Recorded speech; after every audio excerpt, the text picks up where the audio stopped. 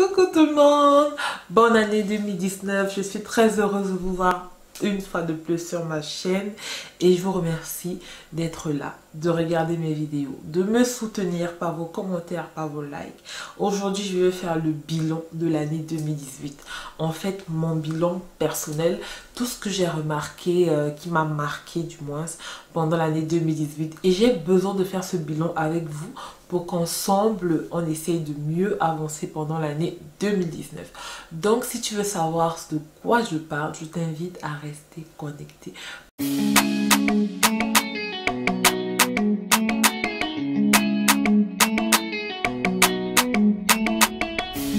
La première chose dont je vais vous parler aujourd'hui, c'est du bad buzz. Je ne sais pas si je vais appeler ça le bad buzz, je ne sais pas si je vais appeler ça le buzz, mais souvenez-vous qu'en janvier 2018, il y a eu l'histoire, la grande histoire autour de H&M et le petit garçon avec le t-shirt. Vous savez de quoi je parle. Alors ce buzz, franchement, ça a vraiment... On a entendu parler partout, dans toute la communauté afro, de partout. Dites-moi en commentaire comment vous avez vécu ce phénomène du bad buzz de H&M, de H&M. Excusez-moi. Le deuxième point que j'ai marqué, c'était en février 2018. Et c'est un film.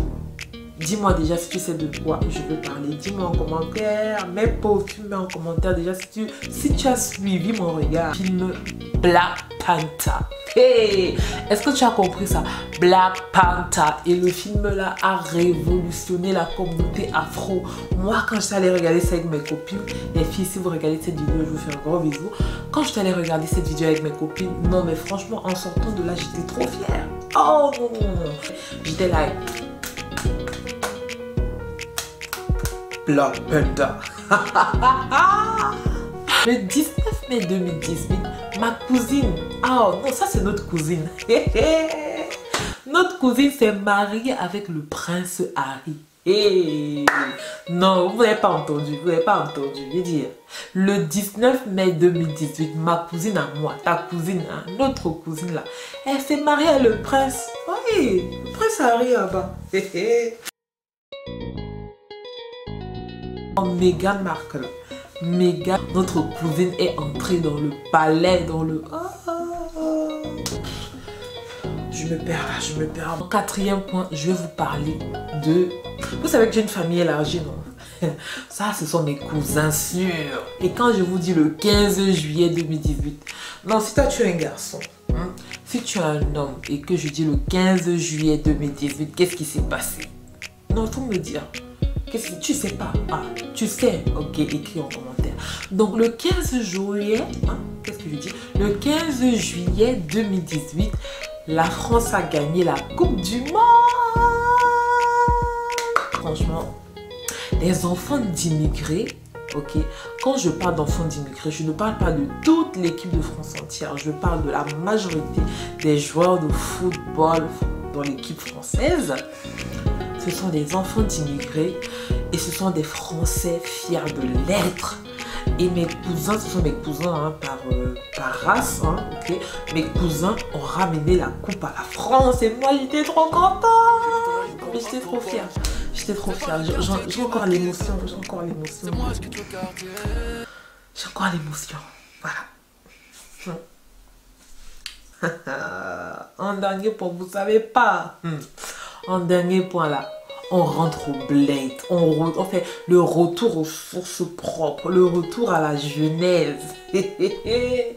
Non mais sérieux, sérieusement, le 7 octobre 2018, au Cameroun, a eu lieu, je vous laisse finir, vous avez tout votre temps, a eu lieu les élections présidentielles dans mon pays.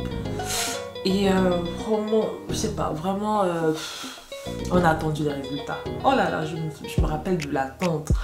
Nous voici donc en direct de la course à la présidence. Nous pouvons apercevoir Joshua Oshie du parti SDF qui donne un avantage considérable à l'opposition. Il va passer le relais à Kabalibi. Kabalibi, fort de sa jeunesse, s'élance à toute vitesse telle une antilope. Oui, c'est une vitesse mentale. C'est une vitesse monumentale. C'est une accélération mentale de la part de Kabalibi. Le dynamisme, la jeunesse, la vivacité, la puissance. Oui, Kabalibi du parti Univers qui donne encore un avantage trop considérable à l'opposition. Pour le dernier penalty, Maurice Kamto se perd. Maurice Kamto, où vas-tu? C'est le mauvais côté. Et même le coach de l'opposition est dépassé. Il n'arrive même pas à rattraper son poulain. Et voilà, c'est une course irrecevable de la part de l'opposition, malheureusement. 2018, Paul Biya est encore président au Cameroun, vous vous rendez pas compte. Donc ce que j'ai retenu par rapport à tous ces points, non au racisme, non au tribalisme, ensemble, on est plus fort.